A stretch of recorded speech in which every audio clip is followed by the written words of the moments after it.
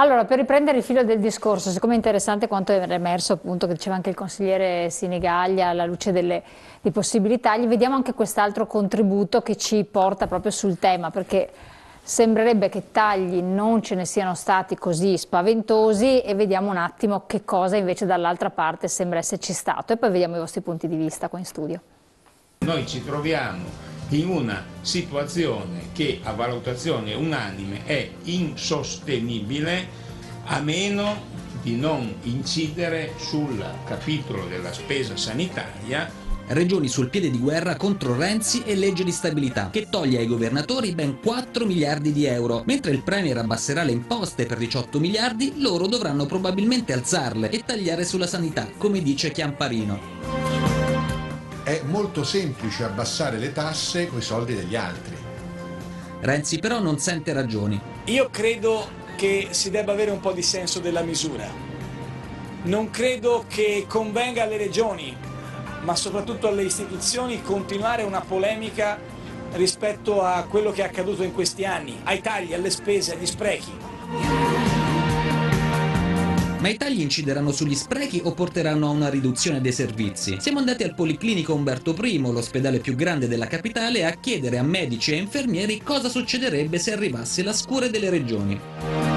Innanzitutto le liste d'attesa aumenterebbero a dismisura, laddove soprattutto già sono abbastanza lunghe. Sono un medico precario, sono precaria da 15 anni e quindi penso che questi tagli coinvolgano anche me e tutti quelli che sono nella mia situazione di precariato. Ma gli ospedali non se la passano bene nemmeno adesso. Noi abbiamo una sala operatoria a settimana, in dramma. Queste qua sono tutte le cartelle nostre di preospedalizzazione. Che significa? Che noi comunque continuiamo a lavorare, però purtroppo non ci fanno operare i pazienti. Abbiamo una sala operatoria a settimana e senza anestesisti. E tenere un paziente a letto in attesa costa quasi 1.000 euro al giorno. Lei è stato infermiere qui al Policlinico. La clinica pediatrica, sì, la terapia intensiva della clinica pediatrica. Di tagli ne ha visti tanti quindi nella sua carriera? Di tagli ne ho visti parecchi su molte cose, però ho visto anche tanti sprechi. Parliamo delle porte antingenio, vorrei parlare delle porte antingenio che mi ha fatto sempre tanta rabbia. 2 miliardi a tempo delle lire, 2 miliardi la clinica pediatrica soltanto. Ancora stanno, dopo 20 anni ancora stanno così quasi. Razionalizzando si può recuperare molto, perché ci sono molte cose che vengono acquistate e non servono. Ok, quindi lei tutto sommato è renziano. Ma io non lo so che vuol dire essere renziano perché ancora non l'ho capito da che parte sta Renzi, quindi... Ole Gamberi, Guarda, questa situazione è un po' controversa. Ma il fatto è questo, che noi viviamo in un paese dove ci piangiamo forse un po' troppo addosso e non ci poniamo l'interrogativo di cosa possiamo fare per migliorare.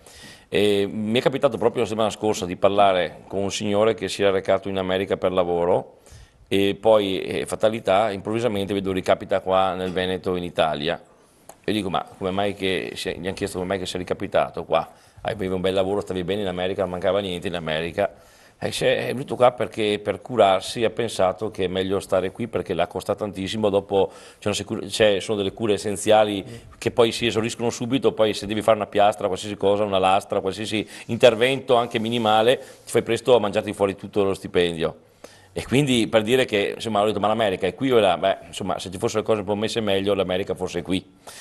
Ciò premesso per dire che abbiamo un sistema che comunque offre universalmente dei servizi gratuitamente, quindi ma non per questo appunto per questo va usato con parsimonia e va migliorato, vanno tagliati gli sprechi, quindi quando ci sono dei tagli, sì, ma ci rendiamo conto quanti sprechi ci sono ancora? Non abbiamo ancora esaurito di fare la revisione del modo di fare le spese all'interno anche delle singole ULSS. Ma infatti però il problema è che non si fanno perché paghiamo tutto più caro? Perché io vorrei vedere, prendere in mano tutte le forniture, gli appalti e tutto, vedere se effettivamente quel costo lì è un costo che sta sul mercato, centro, nord e sud, oppure se ci sono ancora dei margini di miglioramento. Non è stato approvato i costi standard? Ma costi standard, cosa vuole mai? Non è stato approvato nulla, cioè gli appalti vengono... vengono fatti, quindi ci sono tanto da riverificare procedure. Io vedo, più volte ho sollevato, e parliamo da una regione bene o male dove le cose vanno anche bene rispetto a altre parti d'Italia, però anche qui vedo edifici che vengono tenuti aperti, non so perché, c'è una gestione patrimonio molto approssimativa, cioè ci sono tante cose che si possono fare per migliorare e quindi efficientare il sistema e quindi ricavare risorse che devono tradursi in servizi ai cittadini. Ciò premesso, oggi quel che a me importa è il servizio finale. Dobbiamo anche impostare in maniera diversa il modo di concepire, secondo me, sanità e sociale. Dobbiamo fare un po' di più leva anche su meno istituzionalizzazione dei servizi. Era un principio che quando ero assessore cercavamo di fare delle riforme per cercare il più possibile di deistituzionalizzare, cioè per esempio nel caso dell'anziano, prima è stato detto che c'è una popolazione che sta invecchiando con tanti anziani, case riposo piene, eccetera, diceva prima, in questi giorni stiamo discutendo in Regione una legge che mi auguro possa aprire un modo nuovo di concepire il sociale, cioè un anziano, abbiamo tanti anziani soli, non necessariamente non autosufficienti, ma anche autosufficienti che hanno bisogno di compagnia, hanno bisogno di condividere le spese, di abbattere i costi, perché non cominciamo a pensare dei modelli di convivenza, magari dove una famiglia si prende a carico anche anziani di altre famiglie di cui i figli magari sono dall'altra parte del mondo, lavorano lontano da casa, ovviamente sotto la vigilanza del pubblico, che non ci siano abusi, eccetera, quindi creare delle microcomunità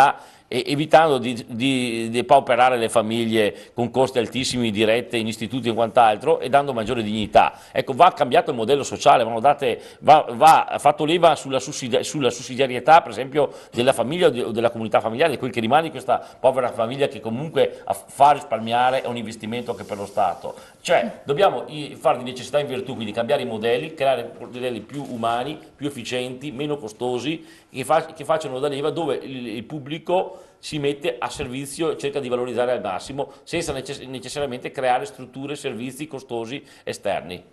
Ho capito. E che vorrei passare la parola ai sindaci, entrambi, anche proprio come esperienza, preso in mano una situazione. Secondo voi, chiedo a entrambi, magari prima come Presidente della Consulta, tutto questo come si sta realizzando nella concretezza delle situazioni che dovete poi risolvere? Perché abbiamo visto i problemi, Sperotto ha detto bisogna procedere da un'altra parte, però poi di fatto non si procede da un'altra parte, a livello nazionale poi vabbè Roma abbiamo il top del disastro che speriamo che da noi non si verifichi in questi termini.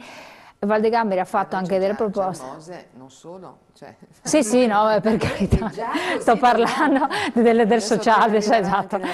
Cosa vedete voi dal vostro angolo prospettico? Premesso che anche lei da pochissimo riveste il ruolo, da marzo, sì, esatto. Ma io credo che va fatta una riflessione seria su quello che vogliamo per il nostro paese del futuro, no? Se la coperta è corta, le risorse scarseggiano, va un po' deciso la direzione verso cui dobbiamo andare, no? È chiaro che accostare quindi all'idea dei tagli, dei risparmi, dei sacrifici, settori come il sanitario e il sociale è estremamente pericoloso. Se il concetto è quello che chi ha di più può fare un sacrificio maggiore, è chiaro che le categorie deboli devono essere tutelate, a mio avviso, in maniera maggiore. Noi comuni siamo purtroppo alla fine dell'imbuto, perché è stato detto prima ci sono tagli a livello nazionale, ci sono tagli a livello regionale, ma ci sono anche tagli, non dimentichiamolo, sui bilanci dei comuni. Parlando con i miei colleghi in sede ANCI, eccetera, i 3 macro settori dove i comuni concretamente possono tagliare per fare un po' di numero sono lo sport, la cultura e il sociale. E quindi ci rientra nella triade. Noi ci troviamo, noi sindaci, la mattina quando usciamo di casa e andiamo a prendere il giornale, a prendere il caffè, ci troviamo subissati di richieste da cittadini. Quindi alla fine è vero che c'è il fondo nazionale, che c'è il fondo regionale, eccetera, ma poi chi è che eroga i servizi nel bene, nel male, sbagliando, non sbagliando, eccetera, siamo noi comuni e le aziende sanitarie per quello che riguarda il sociale. Quindi il cittadino debole è a noi che si rivolge, è a noi che chiede conto. E in questa maniera noi dobbiamo in qualche maniera fare una riflessione, perché sì, è vero, l'unione dei comuni... infatti stavo dicendo, ma quello che dicevo un po' spiegato, l'unione dei comuni, trovare delle soluzioni di... Io sono stato 10 anni assessore sociale del mio comune, che è un comune mediamente grosso, e non ho mai sentito parlare in 10 anni di vacche grasse. Abbiamo sempre cercato di fare economie, di fare con innovazione, con idee, con fantasia nel campo dei servizi, di garantire, di tagliare i servizi che non rendevano in qualche maniera conto ai cittadini in conformità alle Quindi vi esigenze. siete cercati di arrangiare. Sì, però la parabola è sempre discendente e quindi siamo in estrema difficoltà. Quale attività ha tagliato quando era assessore? Cioè, per andare sul concreto, intanto bisogna avere il polso della situazione. Non dimentichiamo una cosa, che il nostro sistema sociale o sociosanitario, se non fosse per quella straordinaria risorsa che abbiamo qui nel Veneto, ma anche in altre regioni, che è il volontariato, il terzo settore, le parrocchie, i gruppi di cittadini, i portatori di interesse, il nostro sistema probabilmente sarebbe già imploso. Di questo dobbiamo rendercene conto e investire anche su questo settore. Sì, no, ma mi chiedo cosa in particolare. Per esempio nel mio comune, in base perché i bisogni dei cittadini cambiano sia a livello quantitativo che qualitativo. Faccio un esempio, mi viene in mente i soggiorni climatici per gli anziani, per la terza età. In questi anni si sono moltiplicate le associazioni, i sindacati, le parrocchie, eccetera, che li organizzavano per conto loro. Noi lì abbiamo fatto delle economie. Abbiamo a un certo punto ridotti, ne facevamo 5 o 6 all'anno tra mare e montagna, nel corso degli anni li abbiamo ridotti e fino adesso non li facciamo più perché comunque c'è una risposta a questo servizio. Oppure per quello che riguarda gli asili nido, mi viene in mente una grandissima domanda, boom demografico, apertura, input dello Stato, della Regione arrivare al 30% del Trattato di Lisbona. Noi come Comune abbiamo investito molto, siamo a livelli credo record nel Veneto, ci avviciniamo a Reggio Emilia, però calo demografico, la crisi, tengono a casa i bambini, riconversione della struttura e impiego della spesa su altre. Quindi un sindaco in linea di massima ha comunque degli elementi su cui tra virgolette risparmiare. Finanza creativa. Con fatica però ce li ha degli elementi. Ha degli elementi sempre meno, su cui decidere dove allocare in maniera diversa le risorse che sono sempre meno. Però io farei distinzione tra comuni, non so, la sua dimensione è un comune che è intorno a 15.000 abitanti, 20.000 abitanti. 27.000. 27, ecco. E grandi comuni, ci sono comuni, la spesa pro capite, paradossalmente, nei comuni, un comune come il suo ha una spesa per abitante più bassa del comune di Padova o di Verona. Hanno spesa, dovrebbe esserci l'economia di scala, no, ci sono le diseconomie di scala, cioè certe dimensioni che hanno certi comuni, i comuni hanno dei comuni perché gli si permettono dirigenti, incarichi esterni, dirigenti. Io faccio un esempio, un comune di Verona, per esempio ho analizzato quando ero consigliere dei bilanci, ci trovavamo 20 dirigenti esterni, che cosa servivano? Nulla, avevamo già esubero personale, ma servivano per scopi di messaggio politico. Ecco, il suo comune non può permettersi di fare questo. Però lì non è che si pagano meno tasse, le tasse sono più alte e la spesa è più alta. Quindi non è che tutti i comuni, ci sono comuni che sono veramente, fanno economia e sono quelli con le dimensioni lì e più piccoli che hanno i conti veramente monitorati. Ma c'è spazio di risparmio, sono grandi comuni, Padova, Verona, Venezia, c'è spazio e come c'è spazio anche lì, non è che non sono solo comuni dove devono solo, ce n'è grasso che cola da tagliare parecchio, e bisogna cominciare anche a avere il coraggio di farlo, non solo sempre dare la colpa agli altri, perché siamo in regione si dà colpa allo Stato, i comuni danno colpa alla regione, insomma è uno scaricabarile un po' che il problema è che nessuno però si assume la responsabilità di fronte a questa cosa, appunto perché ci sono... Guardi, nessuno si assume la responsabilità, perché io potrei fare l'esempio di dirigenti che non servono, che sono lì semplicemente per incarico puramente di scopo politico. Punto a capo. No, io sono d'accordo con lei. Andiamo nelle municipalizzate, andiamo a fare un esame, dobbiamo essere veramente onesti. Nella crisi prima viene servizio e non c'è l'occupazione politica però sembra che venga il contrario. Per essere occupate. Sì, perché qualcuno paga il conto. Assessore, lei che cosa vede? Da un comune che è bello grosso invece, quindi... Degli incarichi politici che sicuramente la difficoltà è quella che da una parte ci sono i tagli sicuramente del governo centrale, dall'altra mancati introiti del comune. La pressione fiscale, nonostante il tentativo di abbassarla, però il mancato introito è dovuto anche alla crisi, quindi alla gente che effettivamente non riesce a pagare le tasse locali, i tributi locali. Questo rischia di essere una tenaglia molto pericolosa per il comune che, come diceva il sindaco, è veramente il front office per i cittadini, in modo particolare il settore come il sociale, ma anche la scuola, anche la casa, sono settori caldi, settori incandescenti, dove la gente richiede dei servizi e la domanda è sempre maggiore, è in aumento causa la crisi. Noi stiamo facendo un serio esame di coscienza, tra virgolette, sull'erogazione dei servizi che dà il Comune. Abbiamo avviato questo processo che è il tavolo del welfare generativo, è un interrogarci sui servizi che eroghiamo, se sono ancora servizi che rispondono a dei bisogni effettivi, se vi rispondono in maniera adeguata, se possiamo articolare una risposta differente.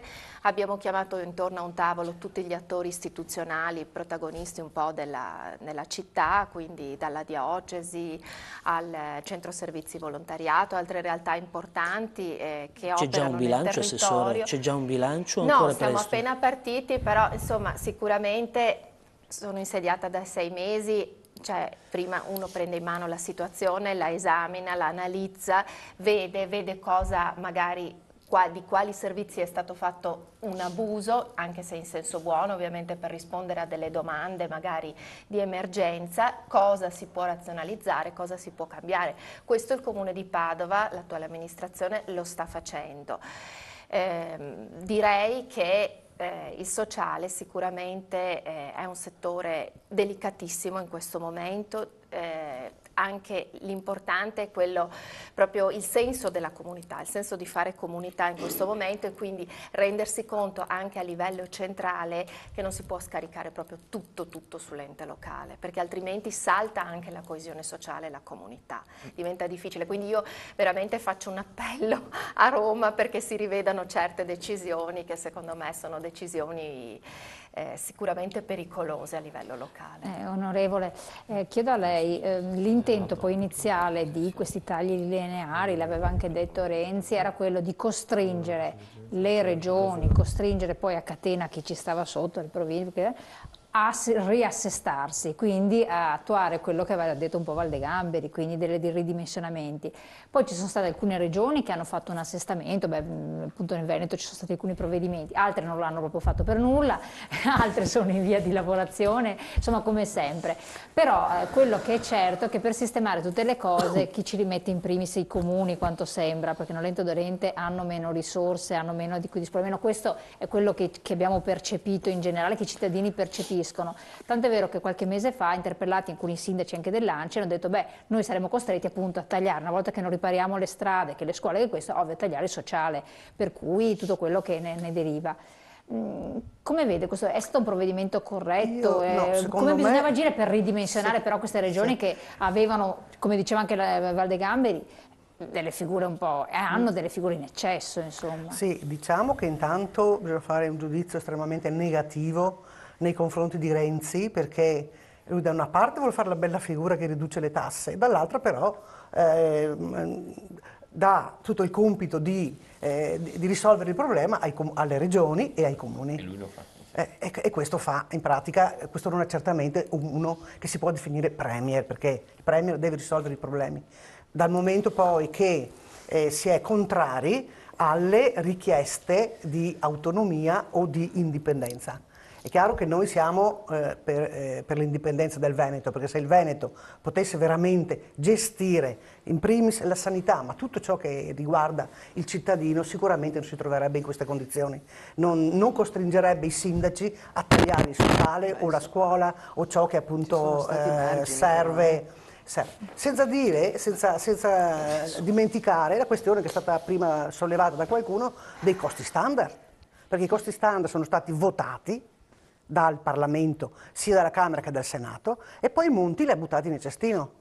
Allora, è vero che vogliamo fare questi risparmi, è vero che vogliamo che da nord a sud ci siano condizioni analoghe in tutte le regioni, analoghe in che senso? Nel senso della responsabilità, perché è troppo comodo che ogni poco ci sia il padre, diciamo, che privilegia qualche figlio, ci siano i figli privilegiati di serie A e i figli invece lasciati a se stessi. Perché? Perché c'è sempre il figlio più bravo, che magari risparmia di più, che magari va a lavorare di più, eccetera, eccetera. Ecco, questa è un po' E evidentemente per noi è semplice il discorso. Ce li risolviamo, il Veneto avanza 21 miliardi all'anno, con 21 miliardi all'anno di avanzo, cioè dopo tutti i servizi. risolverebbe la sanità, la scuola, le strade, la polizia. Che non è una questione... Noi ci crediamo ancora a questa possibilità ed è per questo che insomma continuiamo a combattere.